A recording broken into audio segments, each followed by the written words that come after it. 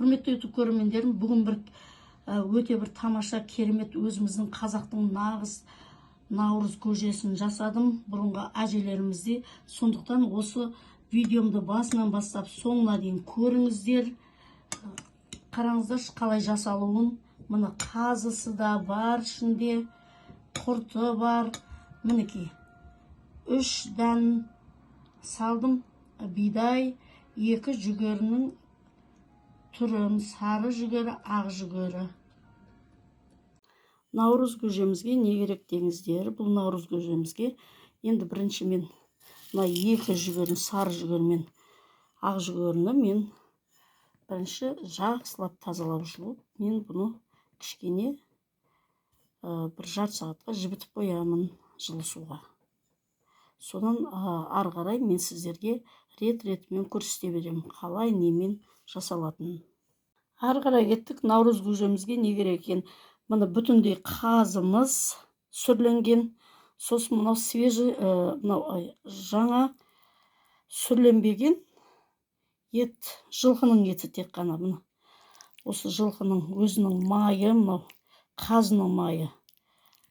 Мынау жалдың майы.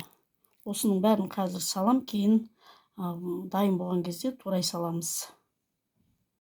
Үлкен кастрюлямызға салдық. Енді бұл біраз қайнап, көбігін алып болған соң басқа заттардың ішіне сала бастаймыз. Етіміз қайнайын деп жатыр. Бетіне мынау көбігі шығып жатыр еттің. Соны қазір шыққандай бұлай алып жібереміз. Солай алып тұрамыз. Мінекей наурыз көжеміздің жайлап еті қайнап жатыр. Қазір біз жүгері салып жібереміз. Жүгерін өйткені жүгерімізде ұзағырақ қайнайды, қайнап пісу керек. Жүгеріміз салып жібереміз.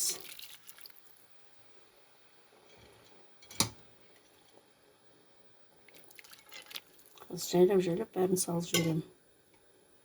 Мінекей бидай көжеміз жайлап әдемі боп қайнап жатыр. Енді қазір бұған бидайын салып жібереміз. Бидайын салып жатырық. Бидай дайын, жібітілген, кішкене қайнатылған. Құртымызды мен суға, жай ғана суға емес, осы қайнап атқан сорпамыз, наурыз көжеміздің өзінің суына, сорпасына ерітем қазір. Мінекей наурыз көжеміз керемет боп пісіп жатыр. Қараңыздаршы, бетіне май деген енді өзі керемет боп, өзінің майы өзінде боп. Мінекей керемет боп пісіп жатыр. Күріштері бұлай. Бидайы, күріші бәрі. Көрсетірсіздер ме? Міне керемет боп пісіп қалды. Қазір енді осы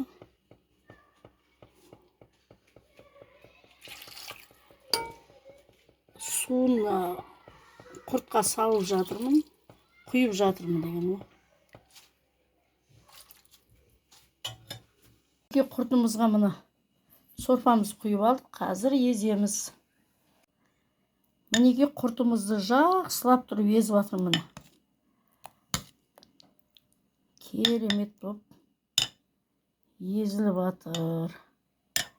Ана ыстық сорпа құйған соң өзі негізі свежий құрт болған, қатты қатпаған.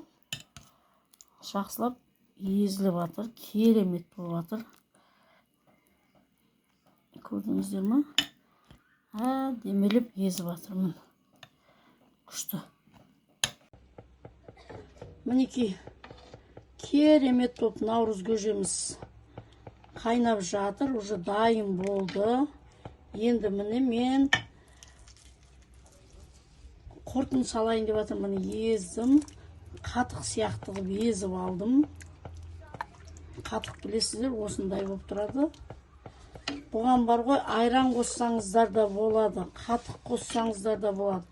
Және де құртты жаңағы мен құсап құрт қоссаңыздар да болады. Мен енді қазір құрт қосып жатырмын. осылай құртымның бәрін жақсылап осылай араластырып аламын. Қазір мынау қазым әлі бүтіндей жатыр. Қазымды да кесіп, турап, қайтадан еттерін бәрін сөйтіп қайтадан саламын. Балаларға жегенге дайындап, ішкенге дайындап. Міне. Негізі біреулер етін бөлек пісіріп, мына заттарын бөлек пісіріп атады. Негізі мен олай өзім жылда осылай бірге жасаймын. Өйткені еттің дәмі мына дәндерге, мына жүгерлерге, бидайға сіңеді, мысалға өте дәмді болады. Сосын мынау сразу мына сорпасына мына жаңағы бар ғой, еттің майы да шығып, өздеріңіз көріп тұрсыздар, мына қазының майлары вообще керемет болады ғой, білесіздер. Бұл дегенің жүрекке тимейтін майлар. Бұл наоборот адамның ағзасына өте пайдалы. Ал Наурыз мейрамымыз құтты болсын. Осы ақ мол болсын. Ұлыстың ұлығын құтты болсын. Барлығыңызға жақсылық тілеймін. Осы жылдан жылға Наурызымызға жете берейік. Наурыз мейрамымызға, барлығыңызға жақсылық тілеймін. Ал енді мен көже жайлы айтсам, өзі Наурыз көжем жайлы айтсам, енді өздеріңіз көріп тұрыңыздар, 7 заттан тұру керек деді. 7 заттан тұрды менің көжем, Наурыз көжем. Мінекей осылай, бұл да біздің өзіміздің нағыз қазақтың ұлттық тағамының бірі Наурыз көже. Өте бір керемет болды мұны. Мен енді қазір бар ғой, мынау ішінде қазысын әлі кескен жоқпын, қазір кесемін. Енді дайын болған соң, бұлай көрсетіп жатырмын сіздерге. Қараңыздар. Мінекей Наурыз көжеміз дайын болып, балаларға құйып бердім. Барлығы ішіп, ой, апа керемет болды деп жатыр. Дәмі деген шын мәнінде мен өзім аузым берік, кешке ғана көремін. Шынап